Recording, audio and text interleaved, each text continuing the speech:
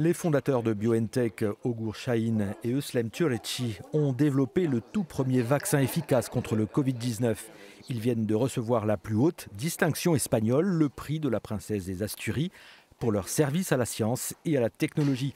Euronews a rencontré le couple pour discuter de leur succès, de la création de supergroupes scientifiques et de ce qu'ils prévoient de faire ensuite pour changer le monde. Tout d'abord, j'aimerais vous féliciter d'avoir remporté ce prix. Qu'est-ce que cela vous fait?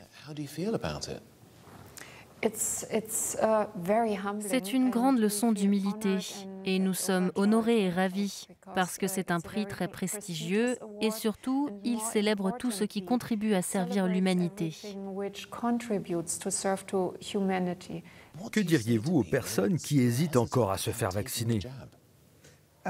Je pense que nous devons, d'une part, être à l'écoute des préoccupations parce qu'il y a beaucoup de fausses informations qui se répandent et les gens sont inquiets parce qu'ils ne savent pas à qui faire confiance. Et c'est donc notre devoir d'informer. C'est le devoir de la société tout entière de maintenir la communication.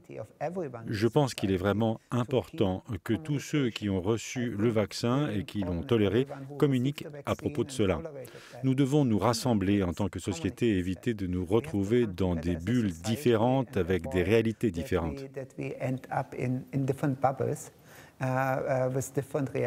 Il y a plus d'un an, on entendait qu'il était impossible de créer un vaccin en un temps aussi record. Et pourtant vous y êtes parvenu. Pouvez-vous comprendre les craintes et les réticences de certaines personnes? Oui, absolument. Nous les comprenons. Et ce n'est pas spécifique à ce vaccin. C'est une réaction générale et très naturelle. Les gens veulent d'abord comprendre ce qui se passe. Et comme il y a énormément d'informations, il est plus difficile de faire le tri. Nous sommes médecins de formation. Nous avons traité des patients atteints de cancer, par exemple. Et à chaque fois que nous avons traité un cas, nous avons entendu les mêmes questions. Que signifie ce traitement pour moi? Est-il nocif? Les gens veulent être informés de ce qui va leur arriver à eux et à leur corps. C'est donc très naturel. Et ce qu'il est également important de comprendre, c'est que le vaccin n'a pas été développé en un an. Il a été développé après 3 décennies de recherche. C'est comme un sprinteur qui se serait entraîné toute sa vie pour cet événement. Il est parfaitement entraîné et préparé pour aller gagner la course contre cette pandémie dans les plus brefs délais. Mais c'est important de comprendre que la science derrière le vaccin nous a pris 30 ans.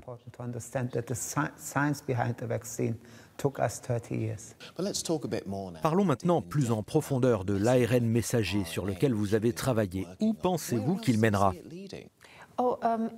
L'ARN messager a un potentiel de transformation. C'est la plus ancienne technologie de l'information, pour ainsi dire, inventée par la nature. Avec eux, vous pouvez transporter des informations dans les cellules. Vous pouvez dire aux différentes cellules d'un corps ce qu'elles doivent faire. Ce qui signifie en principe que vous pouvez l'utiliser de manière universelle. C'est une boîte à outils à partir de laquelle vous pouvez assembler ce dont vous avez besoin pour une certaine maladie ou pour un certain mécanisme. La seule chose limitante, c'est de comprendre la maladie et quel type d'informations nous voulons transmettre.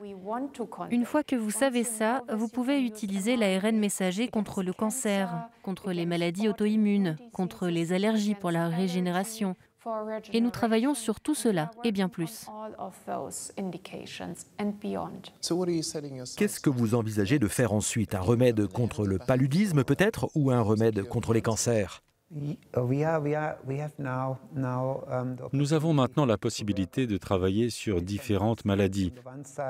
Nous aimerions premièrement utiliser notre technologie ARN messager pour combattre des maladies qui sont et ont été un défi pour l'humanité depuis plus de 100 ans, comme la tuberculose et la malaria, mais aussi des maladies comme le VIH pour lesquelles il n'existe aucun remède. Nous avons déjà lancé des programmes pour développer des vaccins contre cette maladie. Et deuxièmement, nous continuons notre travail sur le cancer pour développer des vaccins pour entraîner le système immunitaire du patient à combattre son cancer. Maintenant que votre entreprise pèse plusieurs milliards, est-ce que cela a changé vos modes de vie? Pas du tout. Cela n'a pas changé nos modes de vie. Nos modes de vie sont définis par notre besoin de sentir que nous contribuons à quelque chose de plus grand. Il n'est pas défini par ce que nous semblons avoir financièrement. Donc nos modes de vie restent les mêmes. Mais c'est plus facile de se lever et d'aller travailler maintenant. Pour notre recherche et pour le développement de nouveaux médicaments qui sont sur notre liste, ça a été un vrai booster. Cela nous aide à investir dans tous les domaines où nous estimons que nous devons accélérer. Nous devons aller plus loin, travailler plus en profondeur. C'est une bénédiction que, en aidant à combattre la pandémie, nous puissions réinjecter ces recettes dans d'autres domaines où les besoins sont similaires. Quels sont les autres domaines que vous envisagez maintenant? Nous avons une vision très large.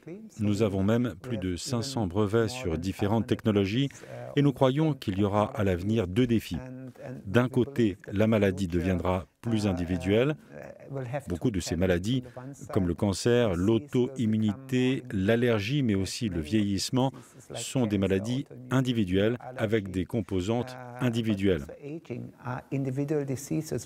Et nous pensons qu'il n'est pas plus approprié d'avoir le même médicament parce qu'il s'agit de la même maladie.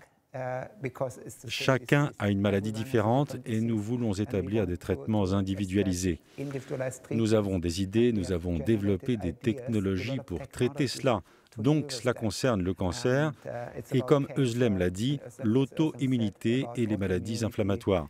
Cela concerne aussi des maladies comme l'infarctus du myocarde.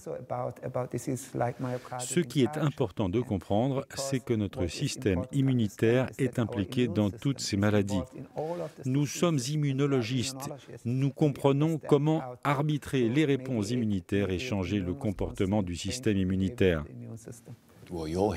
Vous êtes ici pour recevoir ce prix prestigieux pour la science et la technologie, un prix que vous partagez avec d'autres scientifiques dans votre domaine.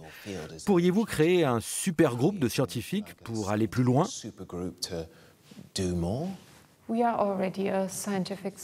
Nous sommes déjà un super groupe pour la communauté scientifique.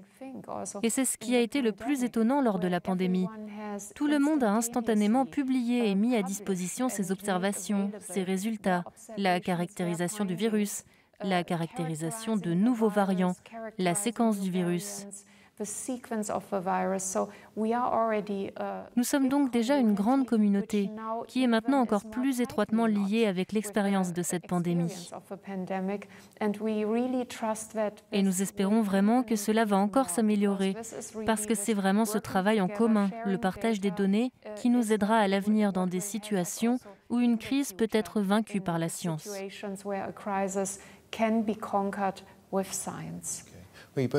Vous avez tous les deux la réputation d'être des bourreaux de travail et certains pourraient dire que c'est une bonne chose pour la société en général en ce moment.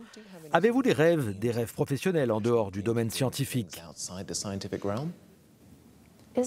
Il existe autre chose que la sphère scientifique? Je ne comprends pas.